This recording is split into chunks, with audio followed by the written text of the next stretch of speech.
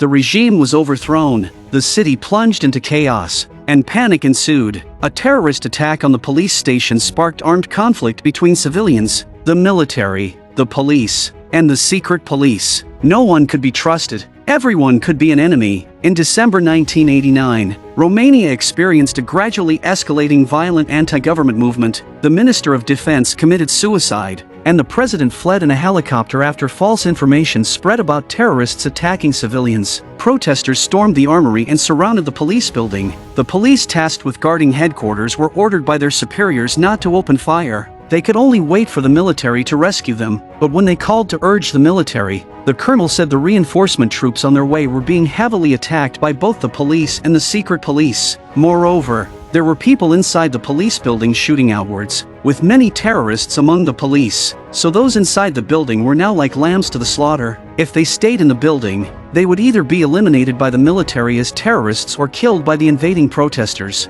Thus, they had no choice but to try to escape on their own. But as they rushed out the back door of the building, they were met by armed protesters. The number of civilians joining the protesters increased, and they kept distributing firearms. They completely took control of the police building and locked up the captured police officers in cells. Seeing the high-end cigarettes and ultra-thin nylon stockings in the offices, they were all outraged, shouting about injustice. Then, through a televised broadcast, they tried to stop this internal terror chaos. They demanded that the secret police cease firing at the army, and they also mentioned that some civilians were dressed in military uniforms, pretending to be terrorists, and shooting at the real army. They also claimed that the drinking water had been contaminated and warned residents not to drink it temporarily. The city had fallen into chaos, and it was unclear who were real civilians and who were real terrorists, and the police who had escaped were not safe either. They instead encountered the advancing military. The military quickly suppressed the protesters, then took control of the police building, and moved all the imprisoned police officers to a spacious room. They were stripped of their outer clothing and, together with hundreds of protesters accused of being terrorists, were imprisoned and made to kneel on the ground. Next, a young police officer's corpse was brought in, as a warning that this would be their fate if they resisted. Their soaked clothes clung to their bodies,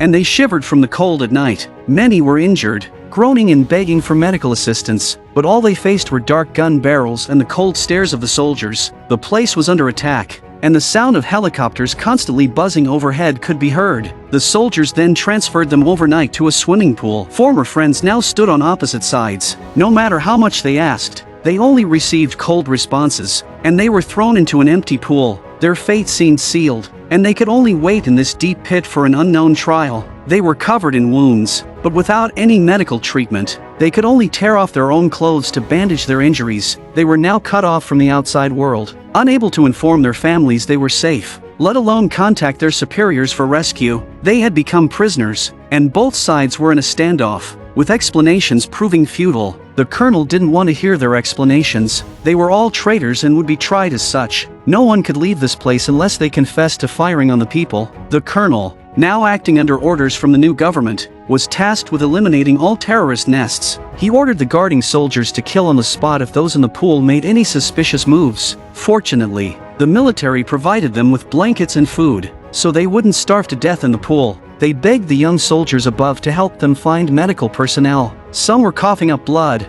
others were running a fever, and some needed their bandages changed, but all they received were cold refusals. Thus they spent the night, with gunshots still occasionally ringing out from outside. The military believed that a terrorist organization might come to rescue them, so they could only smile bitterly. In just one night, they had turned into terrorists. The next day, medical personnel finally arrived, and the injured among them were taken out for treatment. Viorel's fever wouldn't go down, and fearing he might be allergic to other medications, the doctor had him and another colleague sent to the hospital overnight. But early the next morning, soldiers stormed into the ward, saying that someone had been directing shooters from the window last night. The medical staff rushed in to try to stop the violent actions, but the officer in charge didn't show any mercy. Someone had shown a flashlight out the window last night, so he was determined to catch that person. He interrogated them one by one with a gun until Viorel suggested it might have been from the neighboring room. The officer found this reasonable and immediately led his men to check the neighboring room.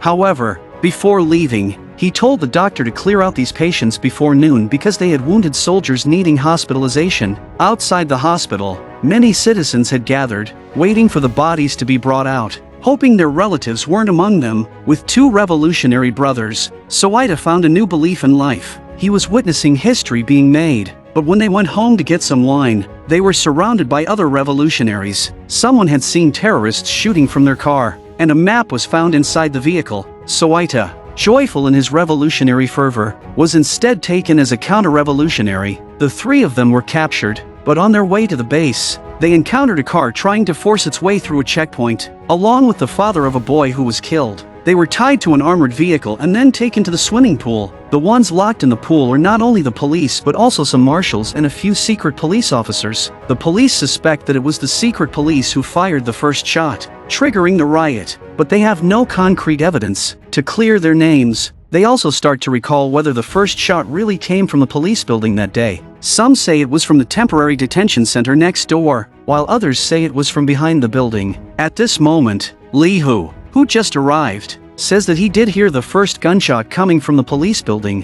One group consists of police, another of secret police, and the last one of protesters. Each of the three forces tries to blame the other, claiming that the first shot was fired by the opposing side. The deputy chief draws a floor plan on the ground, and then the three sides begin to describe their positions that day and what they were doing when the shot was fired. Finally, they identify a suspicious person wearing a black coat. Indeed, a small number of people in the police technical department wear black coats, and coincidentally, there's someone dressed like that in the pool. All three sides shirk responsibility, and none will admit that one of their own fired the shot, so expecting them to find the truth is simply wishful thinking. The next morning, at the break of dawn, the colonel arrives at the swimming pool with several journalists, and the camera flashes incessantly. The prisoners in the pool, at this moment, seem like dolphins in an aquarium. There for everyone's viewing pleasure, the colonel declares that the people in the pool are rebels they captured and that they will soon be executed. Upon hearing this, the people in the pool start to protest, claiming they are not rebels. The journalists are driven out,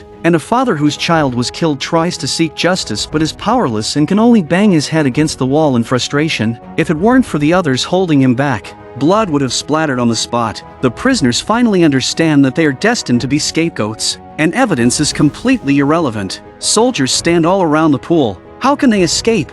Like ants, they could charge together, only to die in layers under gunfire. Moreover, if they escape, it would only confirm their guilt. Originally, they were just civil servants performing their duties, but in the blink of an eye, they have become real terrorists. No one wants to take that risk. Maybe staying here offers a slim chance of survival. As they sink into despair, two officers from the police system appear, telling all the police and secret agents to listen carefully. They are going to rebuild the police force, restoring the reputation that has been ruined by the people below. This group will also attend a military tribunal to stand trial, implying that only by admitting their crimes can they survive. While waiting in line for the restroom, Soaita suddenly tells the person next to him that there is a secret police officer among them. He claims that years ago, he was beaten by this officer over some matter, but no one here knows his true identity. Lihu directly confronts the man, asking if he is a secret police officer, but the man naturally denies it. Soaita insists that he is the secret police officer, leading Lihu to suspect that he might be the spy who incited the conflict. But no one cares about that anymore. Who instigated the whole thing is no longer important. Things have progressed as expected, along the predetermined path. At night, someone tries to use the restroom as an excuse to escape but is shot dead by the soldiers on the spot. A deliberate act by the colonel. By this point, if he didn't kill a few people, others might try to escape through the restroom. As days go by, they grow accustomed to life in the pool. New Year's Eve is approaching, and some of their families have sent food and supplies, finally bringing a bit of warmth to the pool. Every day, prisoners are taken out individually for interrogation. Some never return, possibly released on parole, but others are sent back to the pool, and Viorel starts chatting with those secret police officers. However, the officers are just minor figures, working in the police building, and don't know the real hiding places of the secret police. Even if they wanted to inform, they wouldn't know where to start. They are also fully aware that the few people in their department will eventually be sent to prison or directly executed in secret. Someone stuffs clothing into a sock, making a ball, and the pool instantly turns into a soccer field as the prisoners start their new game. On New Year's Eve, the soldiers even bring in a TV. The prisoners shout out the countdown loudly to celebrate the start of the new year. Although the atmosphere appears joyful, Each person knows deep down that some of them might not live to see the next new year. Finally, it's Viorel's turn to be interrogated. The interrogator is an old friend, but they now stand on opposite sides. The old friend asks him who fired the shot, and Viorel puts the blame on the dead captain. But when the friend asks him, so the captain was a terrorist? Viorel hesitates, saying he doesn't know. The friend then asks if he knows about the secret police's armory, but Viorel insists he really doesn't know. If he did, he would report it. Viorel signs an agreement at the friend's request and is released from the pool. He leaves some supplies for Soida, but Soida refuses to take them. With school about to start, Soida stubbornly believes he will be released soon. Viorel walks out of the pool, and the streets are deserted, with only patrolling armored vehicles and the police building still standing tall after enduring artillery fire. Viorel follows the agreement and goes to Soida's home, informing his family about his situation, but Soida's father asks why Viorel was released. When he hears that Viorel is a police officer, Soida's father flies into a rage, believing that Viorel belongs to the secret police. It was people like him who fired on the people, making his son disappear. Dragging his weary body back home, Viorel sees the word terrorist still written on his front door, but he no longer cares. At least tonight, he can get a good night's sleep. But the other prisoners aren't so lucky. Those with connections have already been released, leaving the rest to spend the new year in the pool. In December 1989, 2 million rounds of bullets, 500 artillery shells, and 650 helicopter missiles roared through the skies over Sibiu. This resulted in 99 deaths, 272 injuries, and 522 people being illegally detained in the pool. It wasn't until February 1, 1990, that the last batch of prisoners was finally released. I'm a movie enthusiast. Please subscribe to my channel, and see you next time.